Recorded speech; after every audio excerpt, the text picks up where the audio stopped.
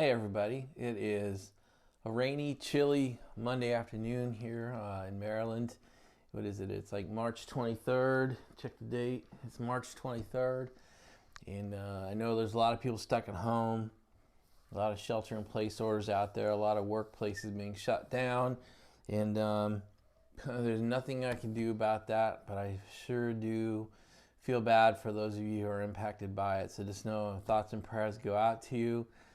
And I got nothing else for you right now. I just feel bad. You can feel it all around us. You can feel it when you go out to go do anything. You can feel it out in the community. So, and we're not even in a shelter-in-place community yet.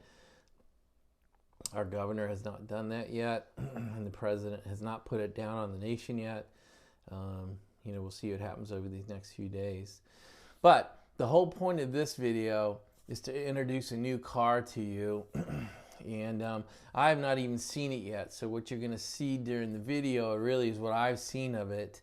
All I've seen are pictures, and I've heard from the McLaren folks as to its condition. So I'm going on trust at this point. But the reason I'm putting this video together is not just to introduce the car, but to talk about what am I doing.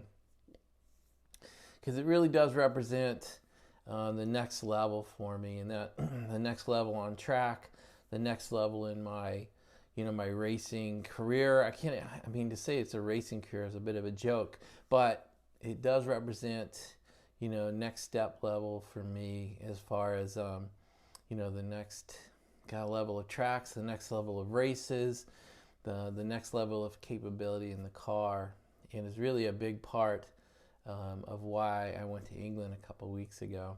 So let's go ahead. I'm going to take you to I'm going to shut up and just let you watch 20-30 seconds of the car, and then we'll come back on and talk about it.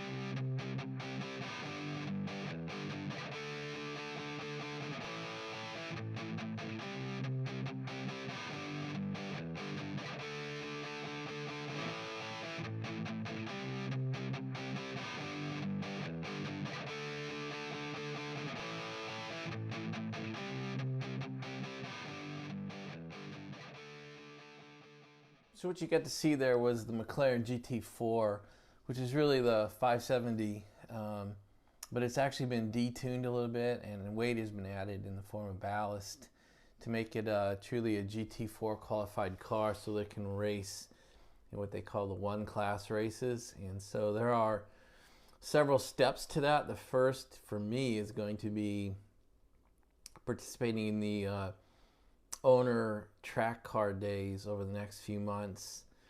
And we were scheduled to be at Watkins Glen in April, but that has been canceled, and we'll see then in Indianapolis, and then Laguna Seca, and then COTA, with Laguna Seca and COTA being dual events, meaning that McLaren's kind of owner days are there, and then but those are also 2 days of what they call the McLaren GT4 series, which is all over the world. I think it's 12 races across the planet, 2 of them being in the U.S. So that'll give me a chance to maybe do owner track day and participate in the GT4 race series on 2 events. And then I'll spend 2020. I'll get in as many track days and track events as I can in the GT4 with my race coach, Mitch, in the car with me, really learning how to race at that level. The power to grip level is so much different in a GT4. We're on slicks. Fins and slicks is kind of what it's called. And we'll spend the rest of 2020 getting ready. And then in 2021, my intention is to join the McLaren GT4 series and race kind of all over the earth, all over planet Earth, as part of their series. And then you can go from there as well, and several people have. I met several people while I was in England who did the McLaren GT4 series, and then have moved on to doing the UK or the British GT series. There's a US GT series, there's an Asian GT series, there's a European GT series. I think they're a little more serious and a little more populated than the McLaren events, so maybe that'll be 2022. We'll see after that. I don't really know, but now what I want to show you though is a series of pictures and videos that came from my trip to England. So I was able to actually catch the British GT series, what they call Media Day, which is where they bring out all the drivers and the cars for the first time. It's a pre-season day. They get to use it as a test day and a media day, so that was really cool. So you'll see GT4s of different makes and models. Most of them are McLaren, but there were actually 2 Mustangs, an Aston Martin, and some others there, but most of them are McLarens. And then there was actually a GT3 car snuck into these videos, and I just wanted to show you what they look like, what they sound like, what the grid looks like when it was formed up and going by. It's just kind of a fun series of things to see. So let's take a look at that, and then we'll come back and talk about what I've been doing in England with my race licenses.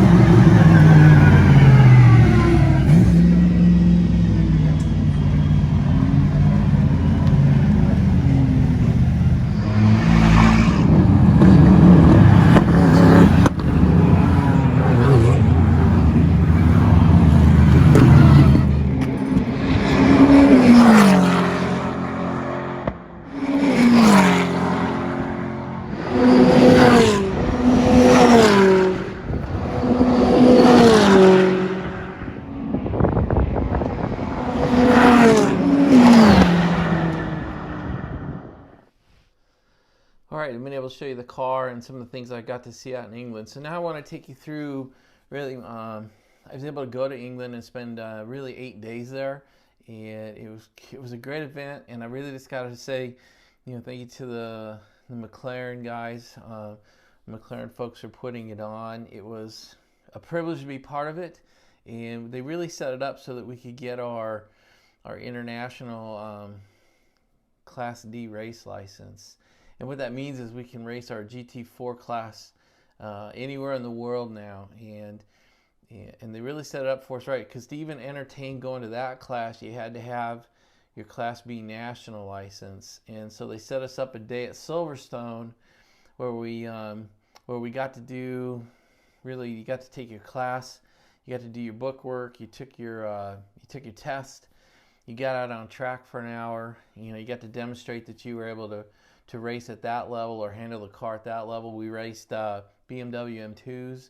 It was they're great little machines. I enjoyed it unbelievably. There's a photo coming up where you'll get to see it. And then we got a little tour of Silverstone. I got to see the control room at Silverstone and how they handle races there. You'll see that in a minute as well. And if you passed, you got your license, you'll see it. They sign off and stamp it. And that gives you the ability to enter the 3-day race class to get your international license. So we then moved to Snetterton, which is about 2-3 hours away. And that's where you got to see the things that I just showed you, the other GT4s, and the grid form up, and media day was at Snetterton and their media day. And then the next 3 days was our class, the McLaren class, to do. You had to do 6 races. You had to stay on the track. You had to demonstrate that you knew your flags, you knew how to operate a car in close contact with, or without contact, but in close quarters with the other racers, that you could keep up with the pack, you could maintain a race pace, that you were predictable and safe. And if once you did that, as long as you got 5 of the 6 races signed off by the marshals, you then were able to get your license upgraded from the national license to the international Class D. And that's what this is all about. So I'm going to take you through that a little bit, and that'll be it for the video today. All right, just here's a shot inside the Silverstone control room. I thought it was cool for as famous as the track that they let us in and see the control room and all the monitors. I thought it was pretty awesome. We each got a BMW M2. Obviously, they're owned by Silverstone. This event was put on by Silverstone and not McLaren, but they were great little cars. I enjoyed them. Pretty powerful, very torquey, really fun. It was my first experience right-hand seat, left-hand shift, but it was still pretty fun. And after about a half day at Silverstone with all the tests and studying flags, and the hour on the track work, I actually got my Class B national race license. I was pretty proud, to be honest with you. It was fun to be able to go ahead and get ready to the next step at Snetterton. Then we actually got to go see a simulator. This is an F1 simulator that shows where your eye is looking. Those red crosshairs are showing you where an F1 driver looks as he goes around the track.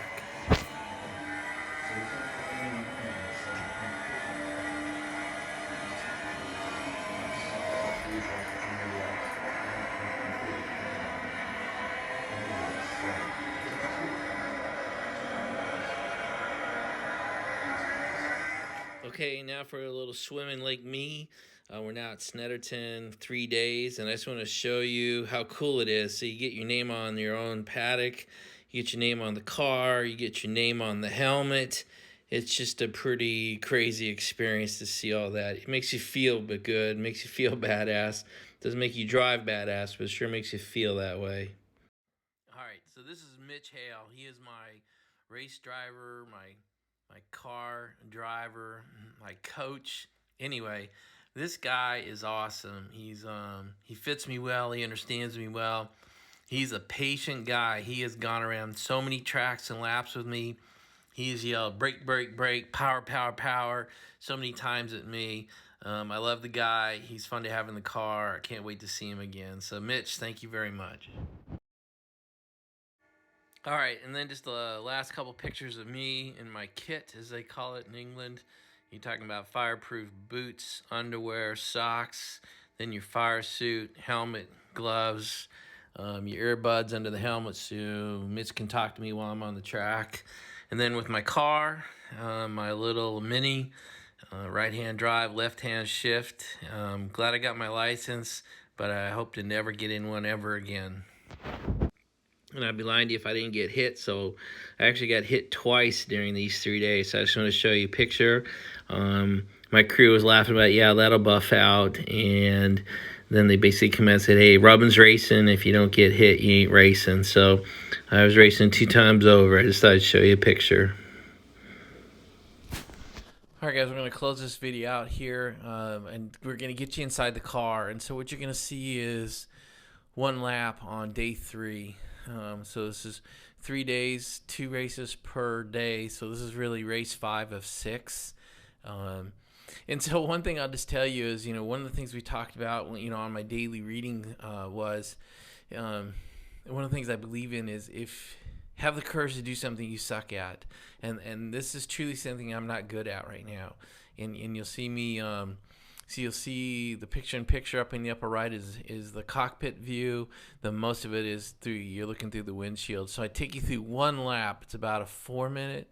No, it's not even 4 minutes. It's 2 minutes, 2:30, 2:35 to get you all the way around the famed Snetterton track. So I'll just take you through it. It's the first lap of the race. It's a 20-minute race, and I'm not going to walk you through the whole track. I'm not going to tell you what I did right and wrong and what I cut right, how I steered in and steered out, entered apex. I mean, there's all those things that are so crucial to every corner. entry speed, exit speed, what gear you enter. I'm just proud to make it to this point, to the point where I was going to graduate and get my license. But I just wanted to get you inside the car so you could see what it's like. There's several times where you hear me hit the limiter, and that was because I didn't want to really get into fourth gear because I was so bad at shifting with my left hand that I didn't want to do double downshifts. So most of the time the car can handle being in third gear, but very rarely did I take it to fourth gear. So what you're going to see is one lap, and then we'll just get you out of here and get this thing up and running. So I hope you enjoyed it. It's really just to show you the sense of how you take the next step. And that's it, you guys. We'll see you in the next video. Bye.